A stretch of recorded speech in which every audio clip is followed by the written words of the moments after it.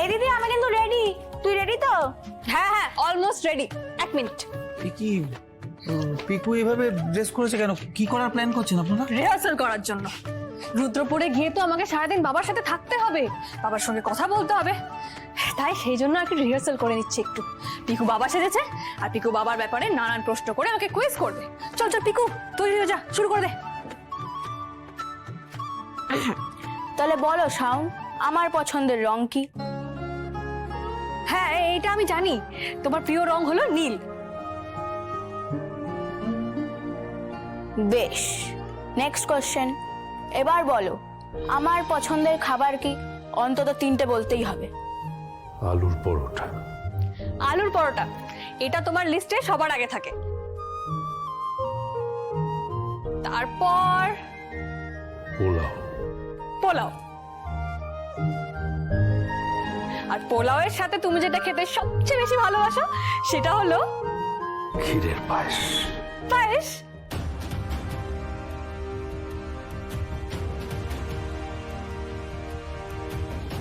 I mean ক্ষীরের পায়েস, চালের পায়েসটা তুমি ঠিক পছন্দ করো না। তাহলে প্রথমে শুধু পায়েস বললে কেন? ক্ষীরের পায়েস কথাটা একেবারে বলা উচিত। হ্যাঁ হ্যাঁ সরি বাবা, ভুল হয়ে গেছে। এবার নেক্সট কোয়েশ্চেন প্লিজ। না না, আমার এখন অত সময় নেই, আমাকে এখন একটু বেরোতে হবে। কোথায় যাবে বাবা? ওই তো যেখানে আমি যাই, অ্যালিবলি। হেলিবিলিটা আবার কি? এখানে রোজ তুমি কোথায় যাও? এই চিনলে তুমি আমাকে? এত বছর ধরে আমি প্রত্যেকদিন সেখানে কাজে যাই, আর তুমি বলছো কি? কিন্তু অ্যালিবলি বলে তো কিছু।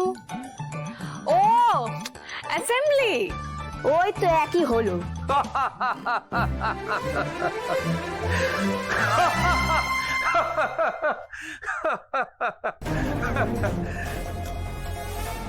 বিরুর হাসির আওয়াজ না? হ্যাঁ, আওয়াজটা তো মামারই, কিন্তু সেটা শাওনের ঘর থেকে কেন আসছে?